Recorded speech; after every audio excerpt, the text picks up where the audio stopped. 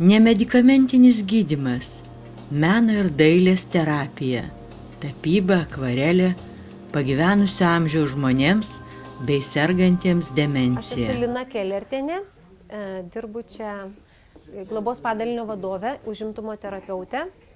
Užimtumo terapija reikalinga žmonėms tam, kad jie galėtų išsaugoti savo esamus socialinius įgūdžius, kad tiesiog skatina grupinį bendravimą, emociškai palaiko, suteikia teigiamų emocijų, buvimas kartu, galėjimas, sugebėjimas padaryti dar kažką, tai sukurti.